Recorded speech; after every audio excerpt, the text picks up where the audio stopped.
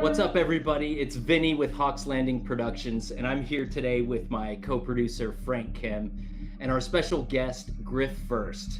Griff is a seasoned actor, writer, director, producer, and creator of the BlackVeil files. Welcome, Griff, and thanks for talking with us today. Yeah, thanks. So you're the first person I'm talking to about this that's outside of the people directly helping me with it. So let's get into it. I need this cathartic conversation. Amazing.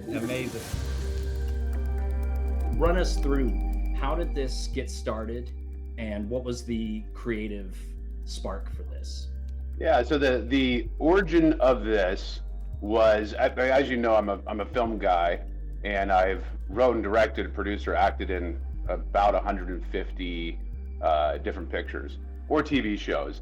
And I still love doing that, but as a producer, which is how I was spending a lot of the last 5 to 10 years, it was just getting tougher and tougher with streaming. Our market was a lot of the transactional video sales on your television. So we make a movie, we'd sell it to buyers, it would rent. And after DVD went away, that was a good business for a while, but it just kept getting harder and harder, and the budgets kept getting smaller and smaller.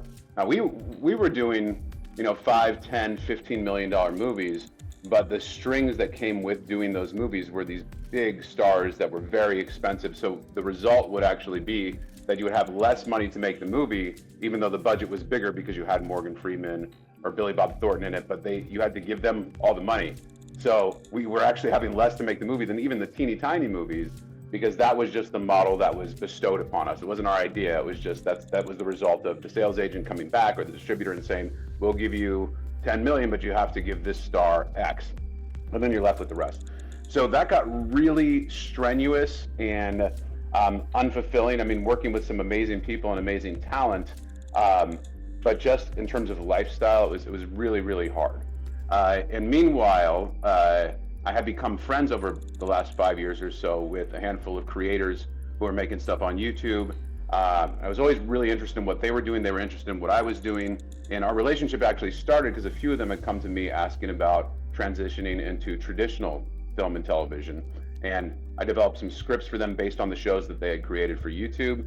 But over the period of us becoming friends, it totally swapped. YouTube became more dominant, and they became less interested in transitioning, and I became transitioning to film and television. I became more interested in what they were doing with YouTube.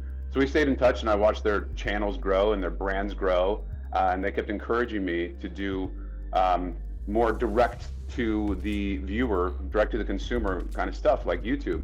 And I just became progressively more interested in it. I've had this show, BlackVeil, on my mind for a long, long time.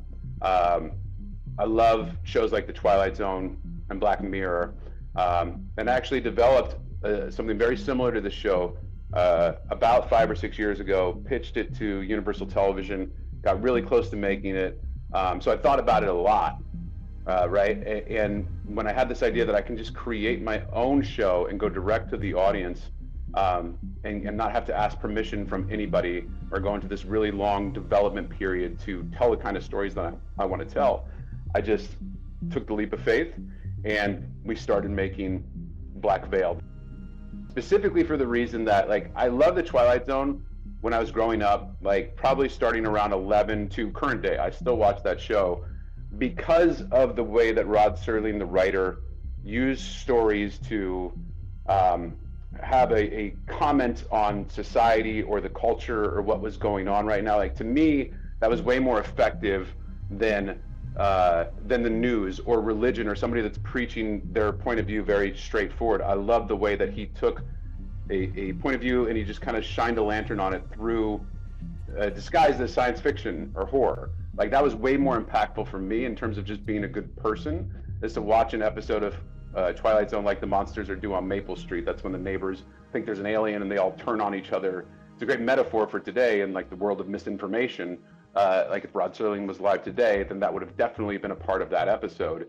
And there's just infinite amounts of these stories that you can kind of eloquently and subtly comment on that I feel like will have an impact on people who are watching it. Definitely younger people, right? that are watching this that should make them and the world a better place and entertain them at the same time, but in a way that is thoughtful, right? Rod Serling had a quote where he would write many episodes to menace the consciousness of the viewer. I mean, to pose a thought that will make them think about the world and their situation a little differently. And so that's the kind of stories that I always wanted to tell, which is that's what brought BlackVeil to life. Yeah, I would just love to kind of geek out about your sci-fi influences. I mean, you mentioned Rod Serling, Twilight Zone, of course, but I was just curious, like, are there any others that shows or writers or anything in the sci-fi genre that inspire you as well? Yeah, there's so many. You know, I've always loved sci-fi and horror in all movies, and I mean, all my favorite movies, which tend to be from when I was at the most impressionable age, they'll have some kind of sci-fi element, whether it's Back to the Future or Jaws or those kind of movies. And then I was lucky enough to have my deep dive into sci-fi kind of handed to me, because some of my first shows that I was hired on to act and produce and direct, they just all seemed to be sci-fi. So I would go into deep rabbit holes on Isaac Asimov or H.P. Lovecraft or all those guys, and I would just go so deep with those things. And it's just been the majority of literature I consumed has been some kind of science fiction or adjacent to science fiction. And then when I was growing up, my father was also on a show called Babylon 5. I call it hard sci-fi. It's hard sci-fi because it's like spaceships and stuff. And I would run lines with him, and those scripts were written by J. Michael Straczynski, who is a brilliant sci-fi writer. Yeah. So just always really been interested in it before I was formally and professionally introduced to it.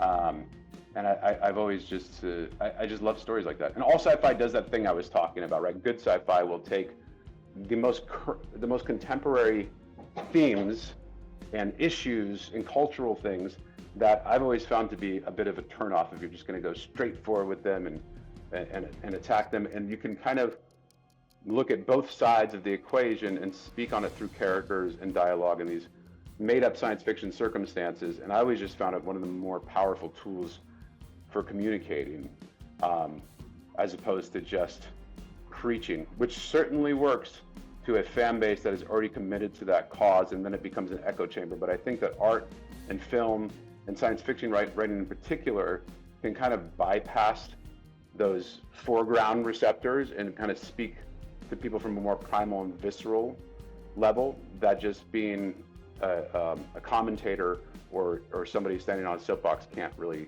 do as effectively. For sure.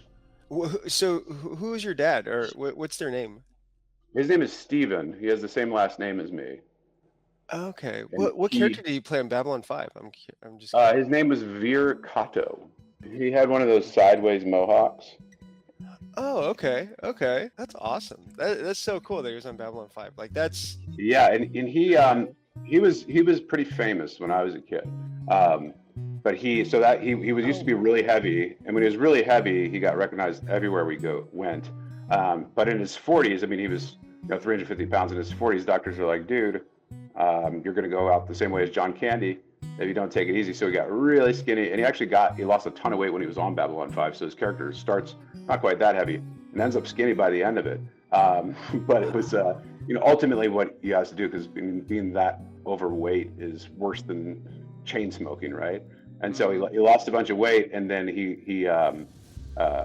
his look just totally changed, and he still worked for a long time as a skinny guy, but he stopped acting eventually because after Babylon 5 he was skinny, and casting directors wanted him to audition again, and he's like, I've been this offer only actor for 20 years, more than that, I'm not going to start auditioning again. So then he transitioned to producing and directing. Nice. Yeah. Did you get to visit the set at any point? Oh, I lived there, yeah. Oh, nice. Yeah. I mean, that was the best set, because it was like, I think he started the show when I was 13 or 14, and those were the most beautiful, detailed sets, and it was in Sun Valley, and I think there was 4 sound stages that were just massive, and everyone had this big, beautiful spaceship in it.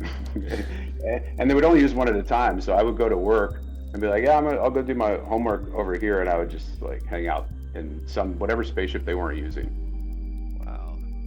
Yeah. Yeah, you were truly immersed in sci-fi. Yeah, super immersed in sci-fi. That's awesome. Do you think you'll ever want to do a show on that scale and like that epic of a scope and storytelling as well as budget? Like the space opera kind of a thing? Yeah. That would intimidate me as a writer for sure. Like writers like J. Michael and others, I mean, they're a different kind of special when it comes to that. Like to me, that's why I love anthology, because I'm a little ADD in the way where every day I'm like, oh, that would make a great story. And you could weave that into a serialized context. And I have written serialized shows before, at least Bibles for them, beat out, but not in the level of detail that something like a Babylon 5 or Star Trek has. That's so much world building, it would freak me out. I think I would die trying to compete with it. I like these standalone, like I love the idea of a 30-minute anthology where it's like whatever's on my mind or menacing my conscience, I can build that into this new fresh idea and have it done in a week, have the script done in a week and be like, that's perfect, and not have to track what that character is doing for 6 years. Right. Yeah. And Straczynski was like notorious for also not only like doing the world building and all the arcs of the episodes and the seasons, but then he would plot out what had happened like 10,000 years before the show even started, and like figure out the histories of the alien races and how things got to where they were. Like that, like it's almost like obsessive, but I guess I feel like it's a good creative obsessiveness to like want to figure out all those details that people never even see on the show itself, but you know, it helps him to understand like where the characters came from and how they got there. Definitely. Yeah, I know some actors that do that too. They figure out everything about their character, even though it's never on screen and nobody knows, but it does add another layer of understanding that I think overall improves the storytelling for sure. But yeah, it's not that I don't have the patience for that. It's I don't know if I have the intelligence for that in one way, but also the time. You know, it's like I got kids, but I'm also like I'm married to producing and acting and doing all these things. Like maybe exclusively just a writer, and maybe that would be a happier life. It's just like I'm a writer and I'm going to do this 10 hours a day. But I'm in a multitasking environment where 3 hours a day goes to this, and this. So trying to build something of that scale would break my brain for sure. Yeah. Hey everybody, thanks for watching our interview with Griff Furst. Be sure to check out the BlackVeil. We'll have links in the description below. And if you want to support our channel, please subscribe and check out The Distant Jump on Amazon Prime. And also, please check out my comic book series, The West Moon Chronicle, published by Scout Comics.